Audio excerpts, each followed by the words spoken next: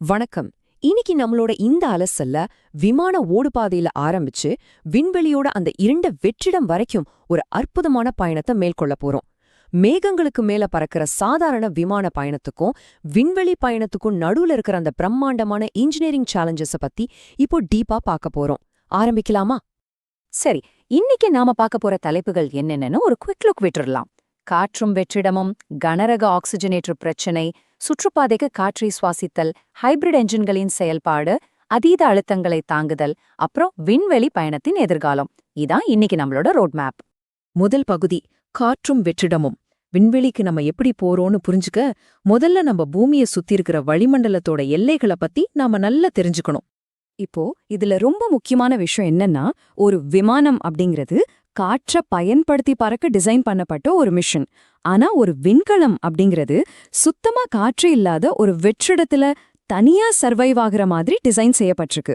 யோசிச்சு பாருங்க, இந்த ரெண்டுமே டோட்டலா வேற வேற உலகங்கள். இந்த சோர்ஸ் மெட்டீரியல்ல எனக்கு ரொம்ப பிடிச்ச ஒரு கோட் இருக்கு. ஏரோஸ்பேஸ் இன்ஜினியர்கள் டெய்லி ஃபேஸ் பண்ற ஒரு விஷயத்தை இது சூப்பரா சொல்லுது. விமானங்கள் காற்றினால் பறக்கின்றன, ஆனா விண்கலங்கள் அதோட வேகத்தினால் மட்டுமே சுற்றுகின்றன. சிம்பிளா சொல்லணும்னா, ஒரு விமானத்துக்கு காத்துல மிதக்கிற லிஃப்ட் தேவை, ஆனா ஒரு விண்கலத்துக்கு வெறும் அசுர வேகம் மட்டுமே போதும்.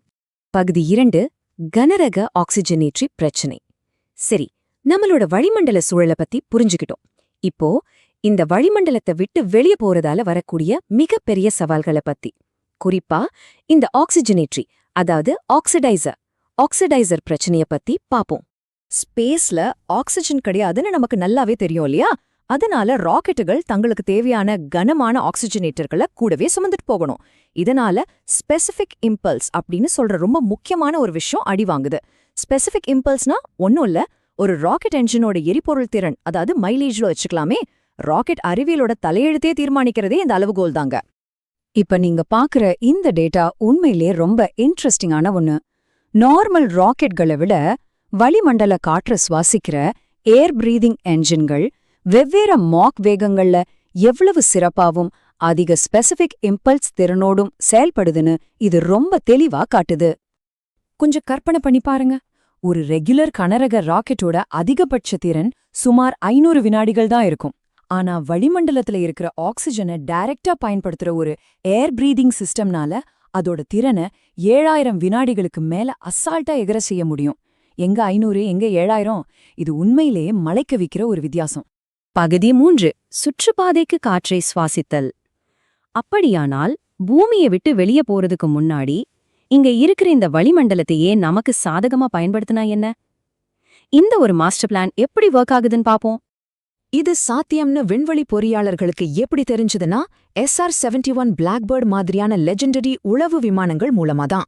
இந்த விமானங்கள் வானத்துல பறந்துட்டு இருக்கும்போதே தன்னோட என்ஜின்களை டர்போஜெட்ல இருந்து ராம்ஜெட்டா மாத்திக்கிற திறனை வச்சிருந்துச்சு.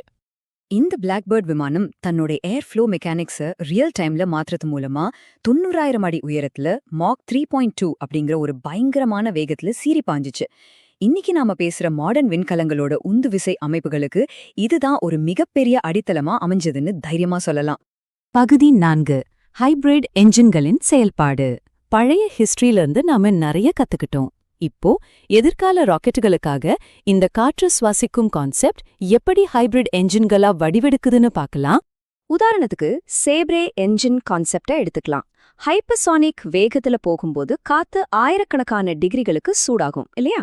அந்த சூட்ல கம்ப்ரெசர் உருகிடக்கூடாதுங்கிறதுக்காக இதுல ஒரு ஸ்பெஷலான ப்ரீ கூலர் சிஸ்டம் இருக்கு. இது கொதிக்கிற காத்த 1 செகண்டுக்கு குறைவான நேரத்துல சில்லுன்னு மாத்திடும். செம டெக்னாலஜி இல்ல? இன்னொரு புரட்சிகரமான கான்செப்ட் தான் ராக்கெட் அடிப்படையிலான ஒருங்கிணைந்த சுழற்சி, அதாவது RBCC என்ஜின்.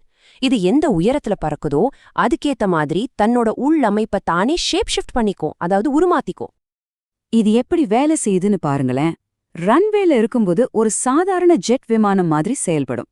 அப்புறம் வளிமண்டலத்தை கிழிச்சிட்டு மேல போக போக ராம் ஜெட் அப்புறம் ஸ்கிராம் ஜெட் மோடுக்கு மாறும். கடைசியா விண்வெளியோட வெற்றிடத்தை தொட்ட உடனே தன்னை முழுமையா சீல் பண்ணிக்கிட்டு ஒரு பியோர் ராக்கெட்டா செயல்பட ஆரம்பிச்சிடும். இது ஒரு ரியல் கேம் சேஞ்சர். ஆனா ஒரு நிமிஷம், இதுல ஒரு பெரிய சிக்கலும் இருக்கு. இந்த டேபிள்ல காட்டியிருக்கிற மாதிரி காற்று சுவாசிக்கும் என்ஜின் கொடுக்கிற அந்த மாசான எரிபொருள் திறனுக்கு பின்னாடி ஒரு பெரிய விலையா நாம கொடுக்க வேண்டியிருக்கு. அதீத கட்டமைப்பு சிக்கல், காற்றியக்கவியல் இழுவை, அதாவது ஏரோடைனமிக் ட்ராக்னு நிறைய தலைவலிகளை இதுக்காக நாம ஃபேஸ் பண்ணி தான் ஆகணும். பகுதி 5. அதீத அழுத்தங்களை தாங்குதல். பேப்பர்ல பார்க்க ரொம்ப சூப்பரா இருக்கிற இந்த சிக்கலான ஹைபிரிட் என்ஜின்களை நிஜத்துவ கொண்டு வரணும்னா நம்ம மெட்டீரியல் சயின்ஸோட ஒரு பெரிய போராட்டத்தையே நடத்த வேண்டியிருக்கும். இந்த என்ஜின்களை பாதுகாக்கிற அழுத்த கலன்களை டிசைன் பண்றது சாதாரண விஷயம் கிடையாது. ஒரே நேரத்துல 3 பெரிய எதிரிகளை நாம சமாளிக்கணும். 1, ஆழமான வெற்றிடத்துல கலன் சுருங்கி போறத தடுக்கணும். 2, உள்ள இருக்கிற அதீத அழுத்தத்தால வெடிச்சு சதறத தடுக்கணும். 3வது, ஸ்பேஸோட கடுங்குளிரால உலோகம் நொறுங்கி போறதையும் தடுக்கணும். இத இன்னும் தெளிவா சொல்லணும்னா, இந்த ஹைபிரிட் பயணங்களுக்கு தேவையான திரவ எரிபொருளை சேமிக்கிற மெட்டல் அலாய்ஸ் -196°C அப்படிங்கிற அந்த உறைபனி குளிரிலையும் விரிசல் விடாம ஃபிளெக்சிபிளா இருக்கணும். நினைச்சு பார்க்கவே மலைப்பா இருக்குல்ல. இது எந்த அளவுக்கு கஷ்டமான விஷயம்னு நீங்களே புரிஞ்சுக்கலாம். பகுதி 6. விண்வெளி பயணத்தின் எதிர்காலம். சரி, ஏரோடைனாமிக்ஸ், தெர்மோடைனாமிக்ஸ், அப்புறம் மெட்டீரியல் சயின்ஸ் ஓட இந்த பிரம்மாண்டமான மோதல் விண்வெளி பயணத்தோட எதிர்காலத்தை எந்த திசையில கொண்டு போகுது? கடைசியா நம்மளோட சாய்ஸ் நம்ம எந்த மிஷனுக்கு போறோம் அப்படிங்கறத பொறுத்ததுதான். பூமியோட சுற்றுப்பாதைக்கு அடிக்கடி போயிட்டு வர்றத ஒரு ரெகுலர் கம்யூட்டா மாத்துறதுக்கு நாம இந்த ஹைபிரிட் காற்று சுவாசிக்கும் அமைப்புகளை தான் நம்பியிருப்போம். ஆனா நட்சத்திரங்களை நோக்கி ரொம்ப தூரம் ஆழமான விண்வெளிக்கு போகணும்னா நம்மளோட பழைய ஆனா பவர்ஃபுல்லான பாரம்பரிய ராக்கெட்டுகளை தான் நம்புவோம். இப்போ நான் உங்ககிட்ட ஒரு கேள்வியோட இந்த அலசல முடிக்கிறேன்.